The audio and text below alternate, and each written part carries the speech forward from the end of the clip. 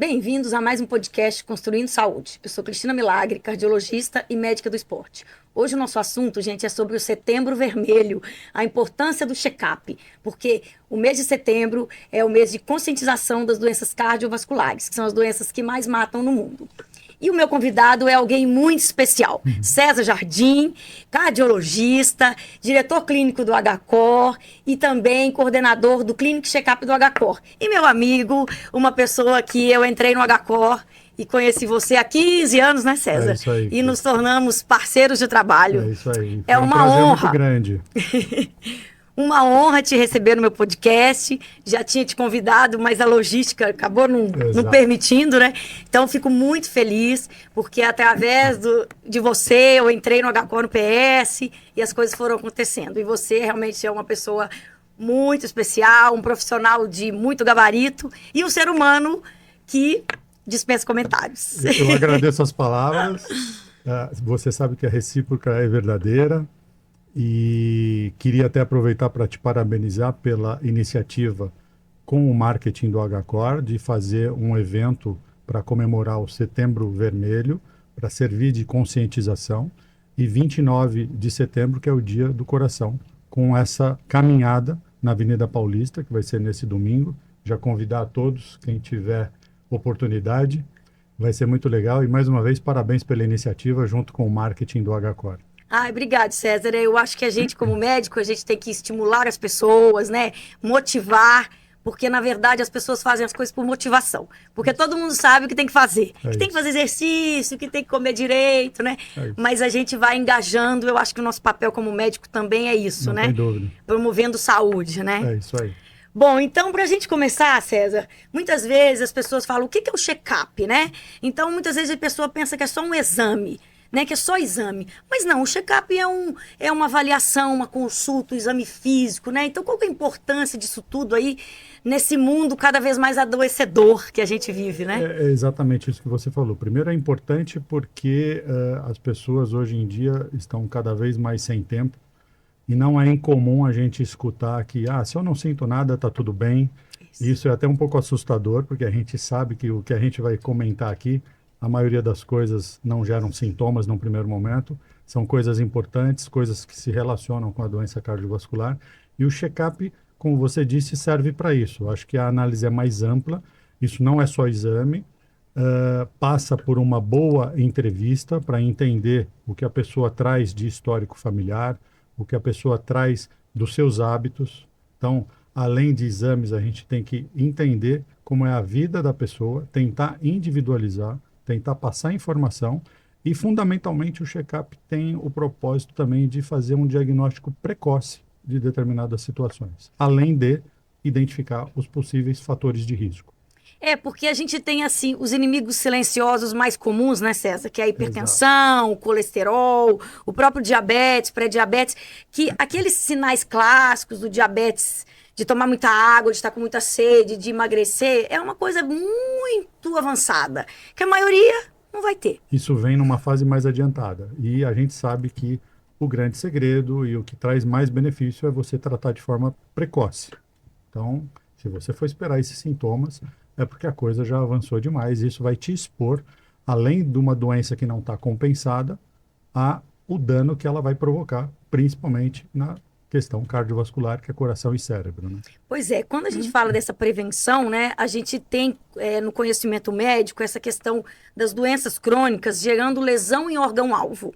Então, explica aí para as pessoas o que significa essa lesão em órgão-alvo de doenças sistêmicas, né? De doenças como diabetes, a hipertensão arterial. Eu acho que isso que você falou é importante porque o que a gente percebe na prática é que essas doenças silenciosas, que além de doenças por si só, funcionam como fatores de risco para a doença cardíaca, as pessoas, em geral, elas não relacionam uma coisa com a outra. Sim. Então, ela imagina que ela tem um diabetes, é o diabetes, ela vai tratar o diabetes.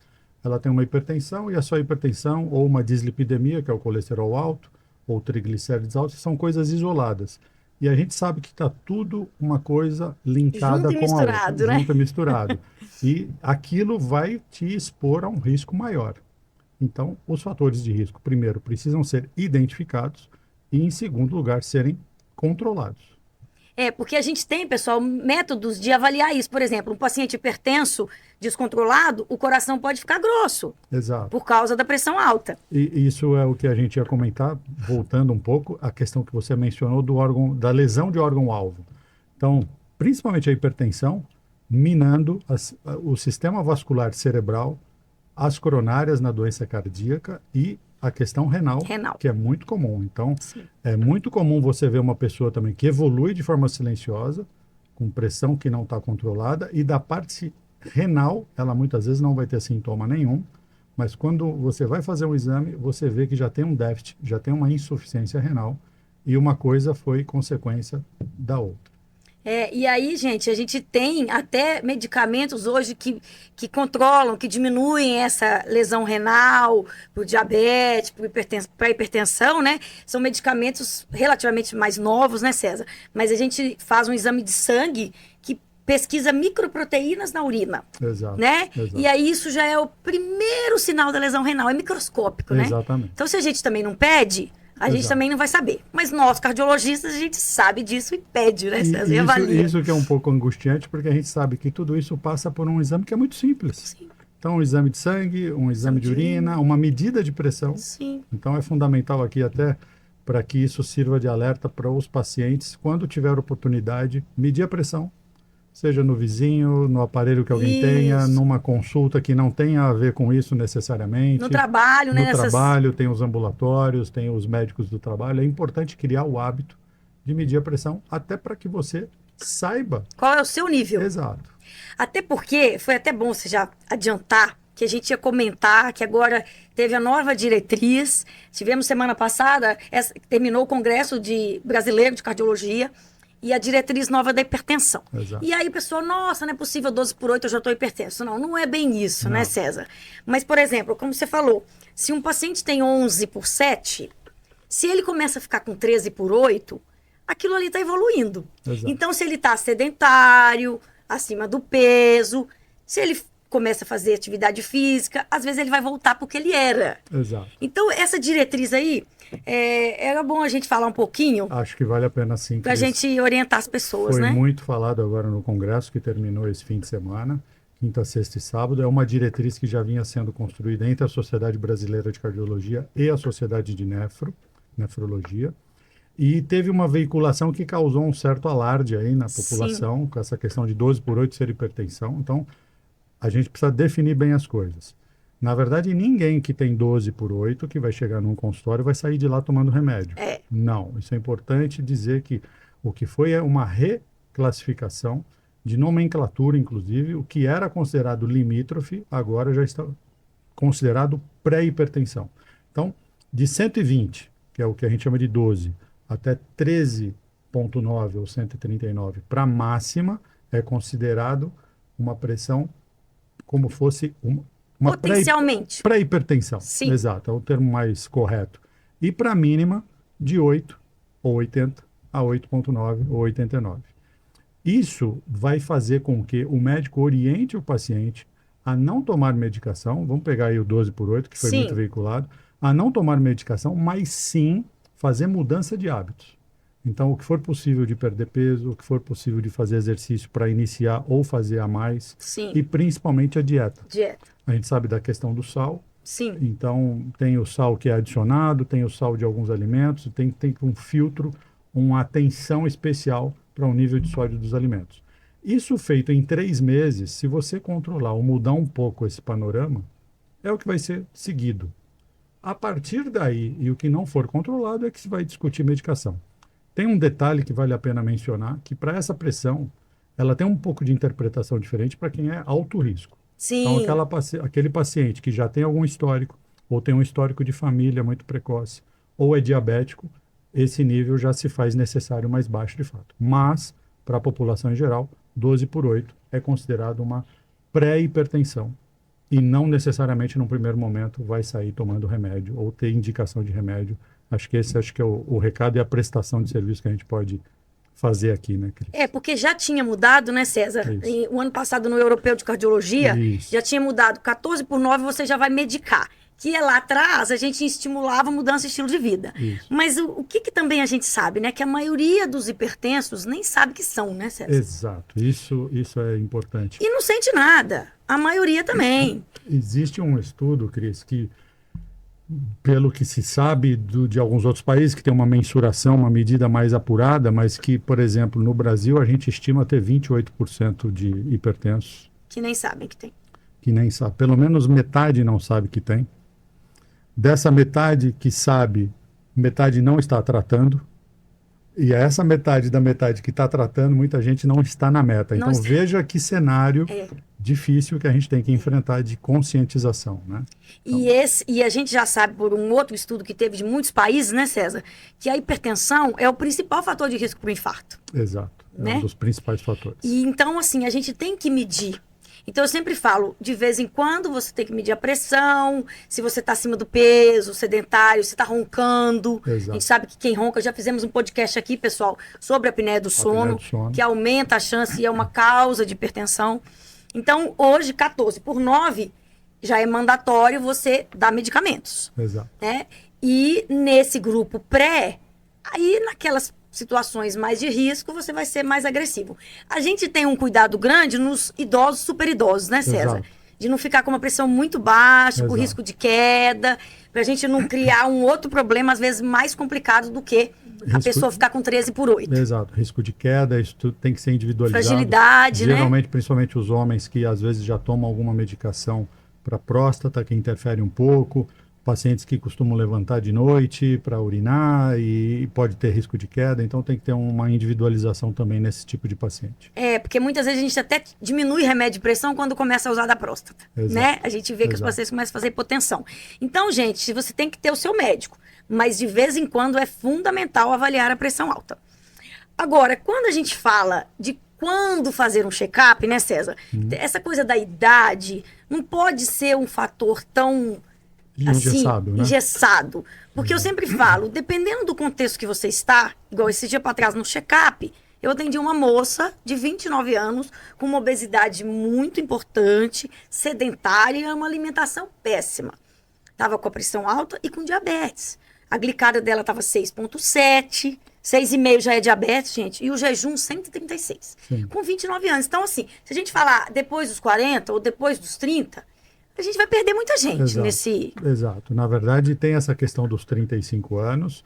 A gente tem que considerar que a mulher tem uma vantagem, porque ela já vai ao ginecologista desde a primeira menstruação, aquela coisa toda. Então, ela já tem, entre aspas, um clínico que vai vendo uma série de fatores que nós estamos mencionando aqui. Mas quando se sabe que tem algum fator de risco como esse, que você mencionou, já está acima do peso, está sedentária, às vezes os fumantes, ou que tem um histórico de doença cardíaca precoce na família, tem um pai, uma mãe, um irmão, um tio que teve infarto com 30, 40 anos, esse tipo de paciente tem que começar muito antes. Sim, igual a gente faz medida de colesterol em crianças, onde os pais têm aqueles colesteróis de 300, né? Exato. Então, eu tenho um paciente que ele colocou stent com 37 anos. Exato. E as filhas fizeram um teste genético e 300 de colesterol com 2 aninhos. Exato. Né? Então, assim, Exato. lógico, isso aí não é a maioria, né, gente? Mas, assim, esse público, né, é muito importante. Exato. Então, eu sempre falo, se você tá meio bagunçada a sua vida, né, César? Se tá, assim, comendo mal, muito estresse, dormindo mal, roncando, tem que fazer uma Sedentário. consulta, Exato. né? Para poder ver, porque muitas vezes a gente vai evitar um dano muito maior lá na frente, Não tem né? dúvida, não tem Que a dúvida. gente tem que prevenir mesmo. E aí, quando a gente fala dos exames, César, quais são os principais exames aí que a gente solicita para os pacientes de maneira corriqueira e também que a gente tem essa importância de não sair fazendo 200 mil exames, porque tem contraste, a gente não tem como sair fazendo, sabe? Às vezes as pessoas chegam com essa imagem, o convênio está pagando, mas alguém paga essa conta também, Não, né, acho César? que tem que ter bom senso, tanto do próprio paciente, do médico, individualizar. É óbvio que tem muita coisa em comum, os exames de sangue, boa parte aí, como a gente mencionou, vai identificar coisas que não dão sintomas, então é importante sempre fazer uma avaliação da função renal, os lípides, né? Então, colesterol, triglicérides. Hoje o ácido úrico é considerado um fator de risco também, a hiperuricemia. você vai analisar a função hepática, tem uma série de itens nos exames de sangue, algumas vitaminas, então tem a ver com alimentação, tem a ver com a questão de hoje a gente não conseguir tomar sol, então uma análise de vitamina D, tem uma série de itens que o exame de sangue por si só vai nos dar um panorama de como aquela pessoa está e o que ela precisa. Com relação aos exames de imagem, é o que você falou, tem exame que tem contraste, tem radiação, então tem que ter um bom senso. Eu acho que pensando numa avaliação cardiológica num primeiro momento, você tendo um eletrocardiograma, um ecocardiograma, que é o ultrassom do coração, que vai analisar tamanho do átrio, tamanho do ventrículo, tamanho da aorta, espessura do músculo, contratilidade, o funcionamento das válvulas. Um teste ergométrico, que você vai ter a informação de como a pressão se comporta durante o esforço, se tem ou não alguma arritmia durante o esforço, se tem o sinal de isquemia, que é quando a circulação do coração está prejudicada, trocando em miúdos aqui, vasos obstruídos. Isso tudo é fundamental e é importante. Junto de um ultrassom e um Doppler de carótida, num primeiro momento, esses exames vão te dar um parecer muito interessante, muito amplo. A partir daí, você individualiza. Claro. Tem gente que dá para parar por aí, tem gente que vai demandar algum outro exame. Porque na verdade, por exemplo, você pega um teste ergométrico, a pessoa anda muito pouco, né, César? Porque Sim. a gente espera um desempenho X, Y num perfil de pessoa, né? Uma senhora ou um jovem. Quando você faz um teste muito pouco desempenho, às vezes aquilo pode ser um problema. Exato. Pode estar mostrando alguma disfunção do coração, né? Exato. Algum sinal de entupimento. Então, é o que você falou, se a pessoa tem uma dor que o exame não mostrou, um sintoma, né?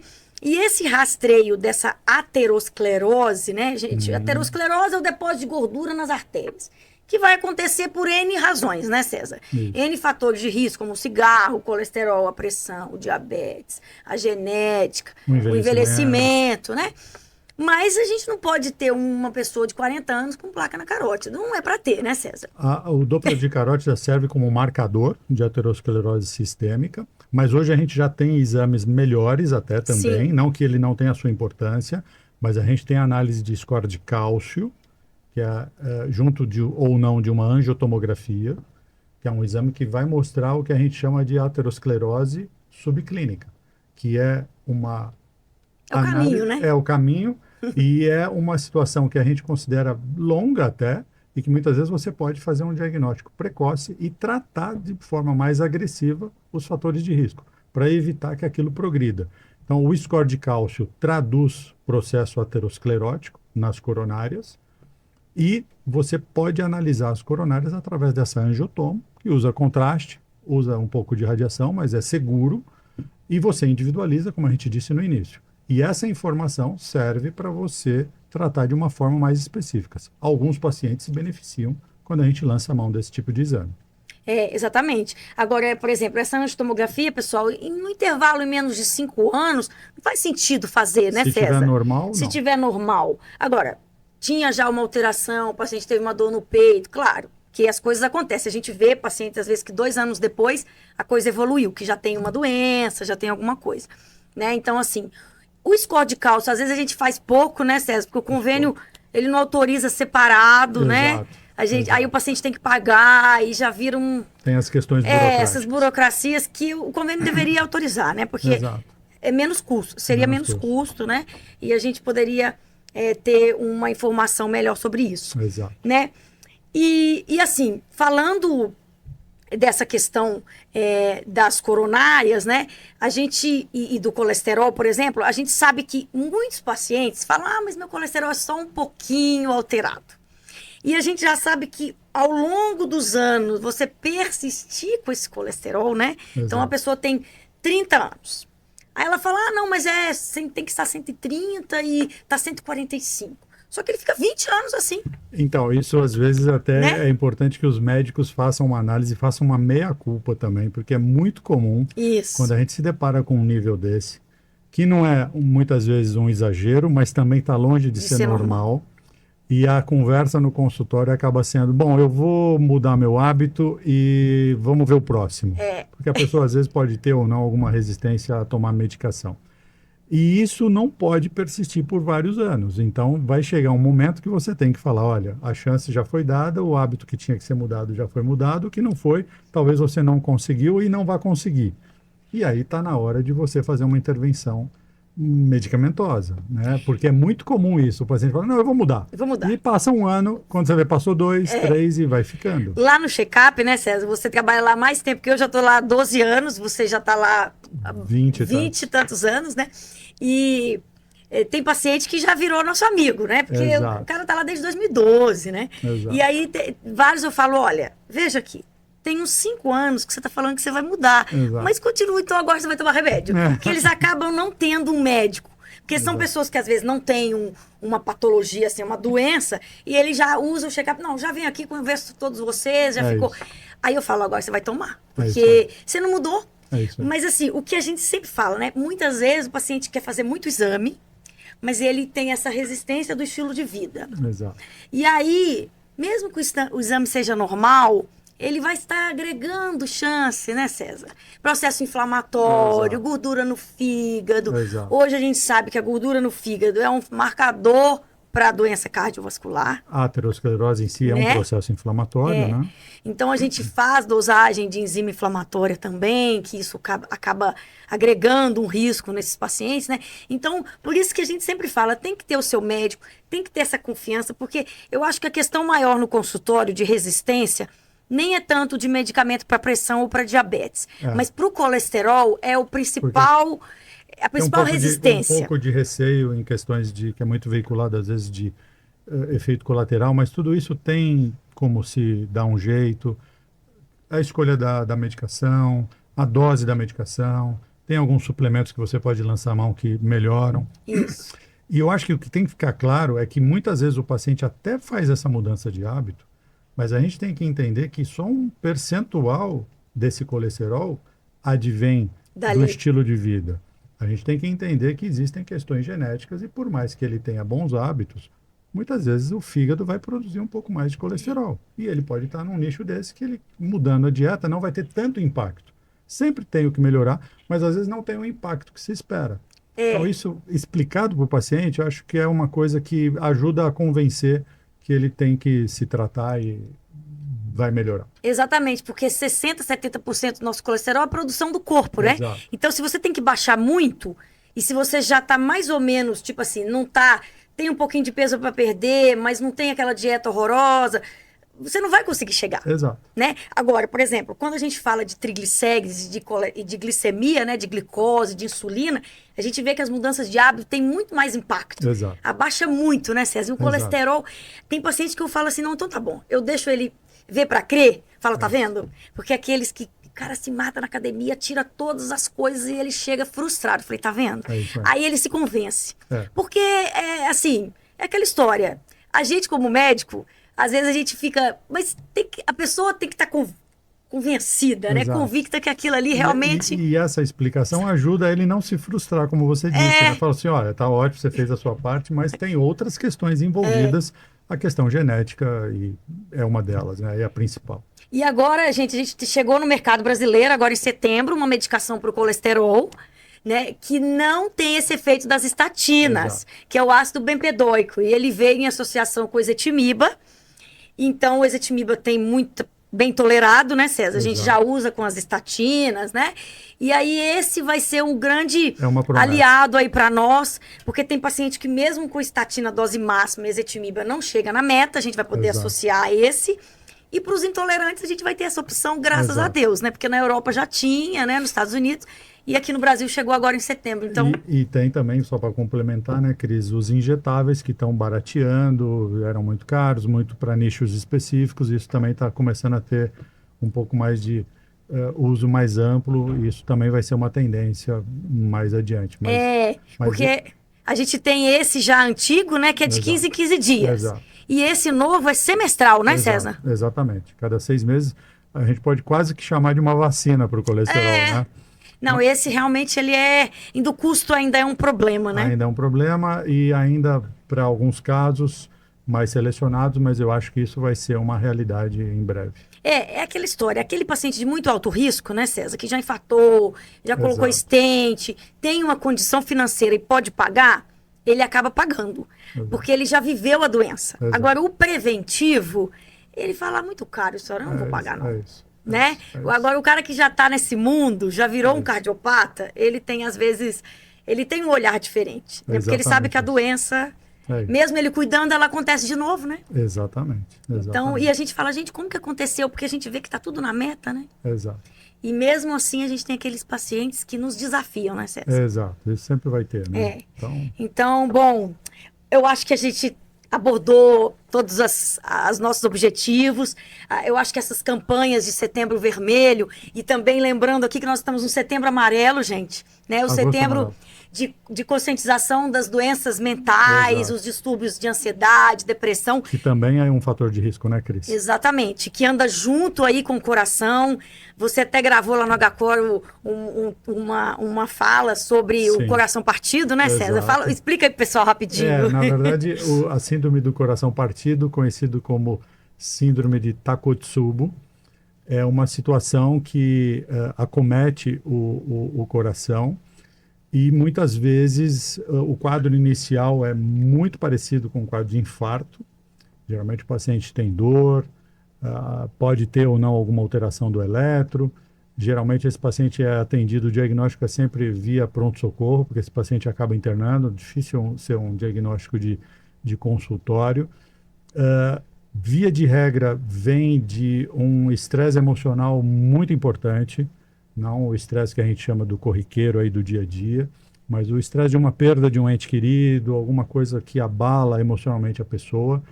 Tem uma tendência a acometer um pouco mais de mulheres do que de homens, tem uma tendência a acometer mulheres numa fase pós-menopausa, e muitas vezes, se for tratado de forma rápida, isso passa muitas vezes por uma investigação de coronária, já como eu disse no início, que simula Um muito um infarto. quadro de infarto.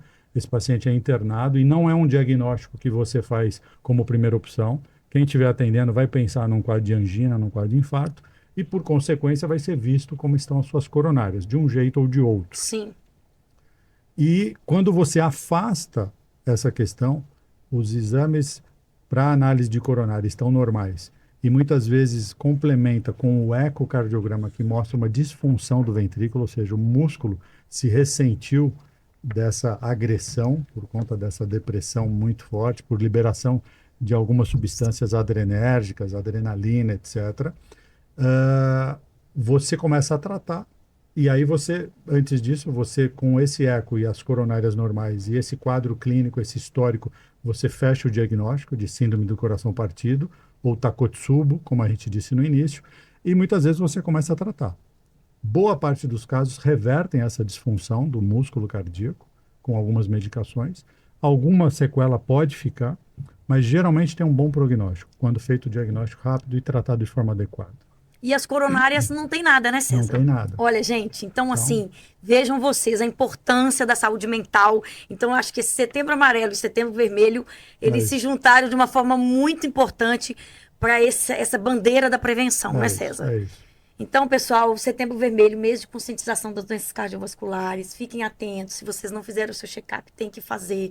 Não negligencie os seus sintomas, que o corpo da gente fala por nós, né, Às César? vezes a gente fala, eu estou sem tempo, eu costumo dizer que se você está sem tempo, a doença vai te arrumar um tempo. É. Então, se antecipe. É isso mesmo, é verdade. Porque você pode ter o compromisso que você quiser. Exato. É que eu brinco, às vezes você tem um compromisso, se você tiver um apendicite, você vai operar. Exato. E se você tiver um infarto, você vai ficar internado. Exato. Acabou. Não tem jeito. essa, pode ter o compromisso. É Então isso é aí. isso, ou a gente para se cuidar, ou a gente para tratar a doença, né? Exato. Exato. César, foi um prazer enorme te receber mais uma vez, Eu uma que agradeço. honra.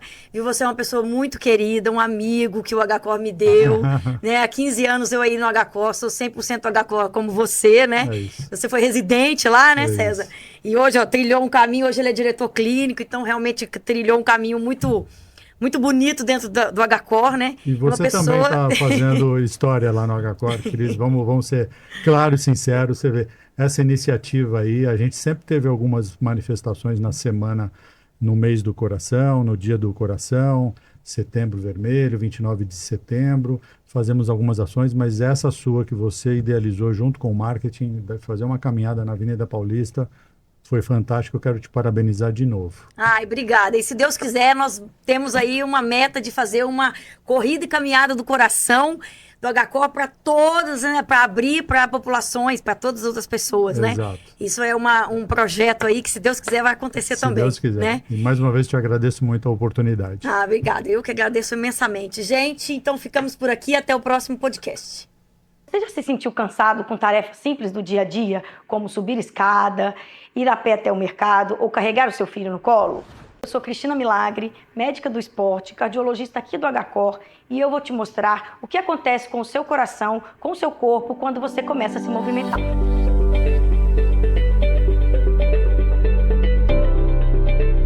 Sabemos que o nosso coração envelhece conosco. Porém, quando você faz atividade física, você posterga esse processo, trazendo benefícios para a sua saúde física e mental. Quando nós, cardiologistas, avaliamos pacientes sedentários, é nítido. A gente olha para o exame e fala, esse paciente é sedentário. Por quê? O corpo mostra, o coração entrega. Então, quando você faz atividade física, o seu corpo vai ter um aumento gradativo da pressão arterial, o esforço que o coração vai fazer para aquele exercício é mais gradual, é mais lento, ao passo que se você é sedentário, qualquer esforço, o seu coração vai ter que trabalhar muito. É como se você estivesse dando a ele uma carga excessiva de trabalho todos os dias. Para você melhorar a sua saúde cardiovascular, comece a se movimentar o máximo que você puder durante o dia.